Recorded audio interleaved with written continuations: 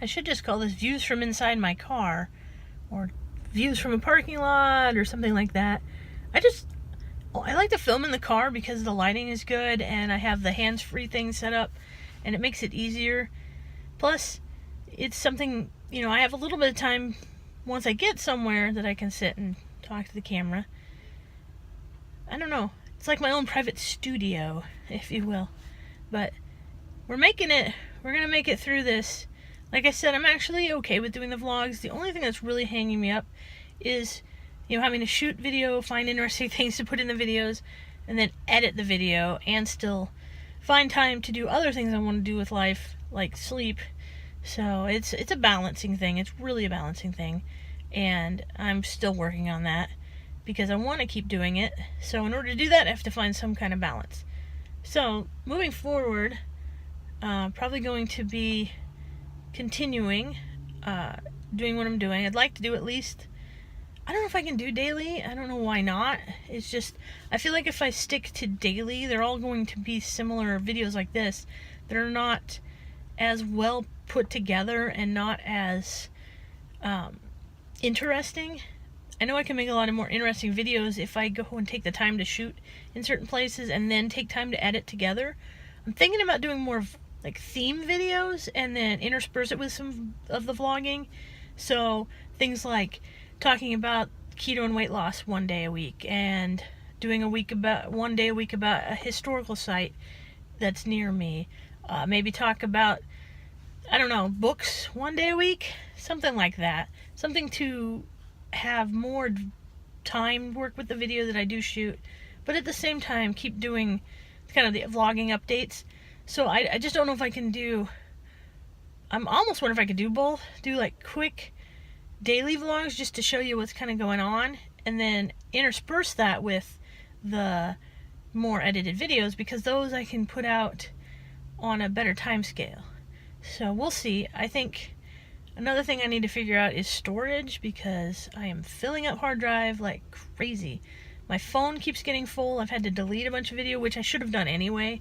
But what I need to do is get a new external hard drive, offload a lot of this video to that I want to keep, because for right now, I don't know, I'm like a digital hoarder. I don't want to get rid of anything. So it's something that I need to work on. So I'm going to try to get, like I said, an external hard drive, dump some of that video onto that, and have just a dedicated hard drive for my video stuff. That way, if I want to go back, or if I want to make some kind of compilation, or if there's some footage that I want to use, then I can organize it and know where that's at. Especially when I start making longer videos, where maybe not everything's shot on the same day. I can shoot some stuff, organize it, and then I know where that's at, and it's also not taking up space on the phone that's going to keep me from recording other video. Anyway, so with that, it is time to head into work, and I will be talking to you guys later. So every night I come home, record my little outro, and go to do the editing on the video. And every night I turn on my iMac, and this mouse, for some reason, is never automatically detected. I think it's happened once in like a month. So every time I have to turn it off, turn it back on, and click it around until the computer finally decides, oh, okay, yes, I'll connect to the mouse that I have been connecting with forever. It's really frustrating. Regardless, that's not really what the video is about. I just needed to vent on that because I don't know why it won't just pair automatically. Nothing has changed. Nothing at all has changed. It's just every time I turn it on, it acts like it's never had the mouse before. But the batteries are fine. I don't know. I just put new batteries in it not that long ago. But, so, besides that, so I'm going to go over, basically I want to show you some of the stuff that I collect. And I used to collect a lot more things, and then it turns out if you move like 5 times in 4 years, you don't keep the same amount of stuff. Now I've been in the same place for almost 2 years now, so I'm starting to rebuild a little bit of the collection. And I do have some stuff in storage, which is sort of my bit of shame, if you will, because I really need to deal with that storage unit. And it's in another town, so I haven't been making the time to go down there and deal with my stuff, and that's totally my fault. And one of these days I'll go deal with it. It's just so much easier just to let it apparently fester. But I did want to show you one of the things I collect is books, and I got some of these books. These are older school books, older readers from like the 70s and the 60s. So these are the, I have a stack of them here. I don't know if I'll show all of them to you. But like, I don't know, I just really like this is from 1963. It has just, you know, reader stories in them.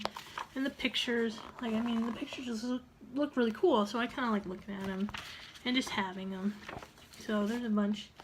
I just have, of this set, this particular ones, I do have the Gin Basic Reader, and then this one, the other one was the AB Reader, I'm not sure. But again, you know, stories with pictures in it that are pretty interesting and telling of the time period that they were written in, from the 60s, of different age levels.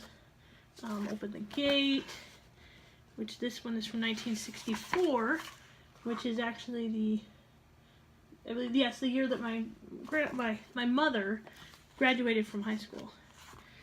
But they're just, I mean, they've just got neat little stories in them, and they're kind of before, well, they are before my time. I just think they're really cool. Another one, Under the Apple Tree. Some of these are like, this one's a little bit more basic. This is a younger age group than the other one. I don't know if they have like specific grades on them, but they're more rated. And then I do have a couple of the teacher's editions that came in this collection that I picked up. So this would be the teacher edition for On Cherry Street, which I actually have also the student edition of On Cherry Street. They're just cool. And then I have the teacher edition of Wings to Adventure, but I do not have the student version of this one. So that's just showing you another teacher edition, pictures and stuff. Hi, Cooper. Yeah. Yeah, he's very opinionated at night. So those great graphics in there, those are pretty awesome. So, like I said, these are just something I have fun that I collect. This, you know, has different things like what the words they should be learning. It has like answers for the questions. I kind of wish I had this one. This is a pretty cool looking one. I think. No, I don't have that one. And then I have a couple more. This is a different series. This is, well, this one's a gin one. I guess it's Fun and Fancy. This one's still in that same, but more of like, just more of the same, you know, reader books. This one's an enrichment series, and then they all have, you know, stories you can read. And there's a little poem at the end. And then I have these two other ones here. This one is for 7 or so. I think it has to do with, so this is a health and safety book for, this is Scott's Fordman. So this is a basic health and safety. So we got different things in here, like what did she do this summer, how, you know, when you're growing. And then there's puppet plays, which, I mean, who doesn't love a good puppet play, am I right? And so now it is the right and wrong way to carry things to the playground. The right way being have someone else do it for you. That just seems to be the right way to me anyway. You know, if you don't want to do it, have someone else do it. It's safer that way for you.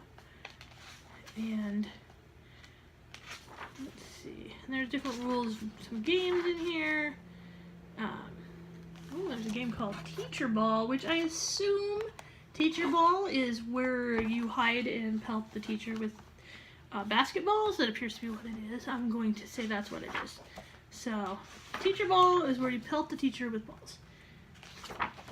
And, oh, right, remember, wash your hands. I have to go to the bathroom. So this is very important stuff. I hope you're all paying attention. There will be a test at the end.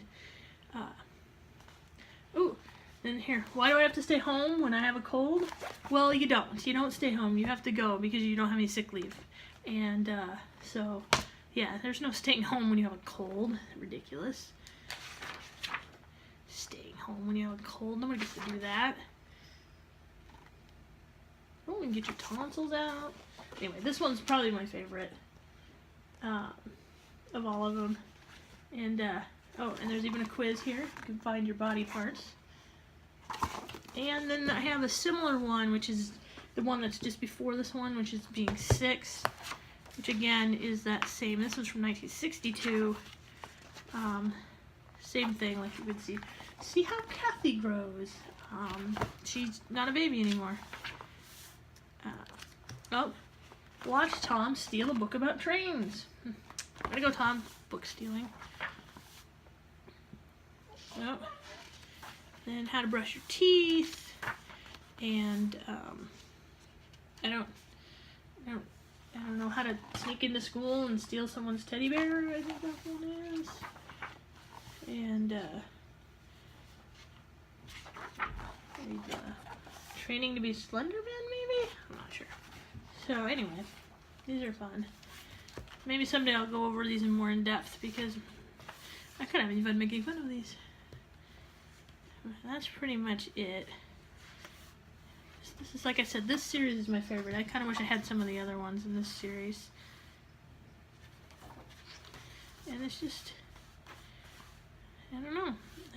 I really like older books like that. So, and it's just, you know, it's better to have somebody save them, right?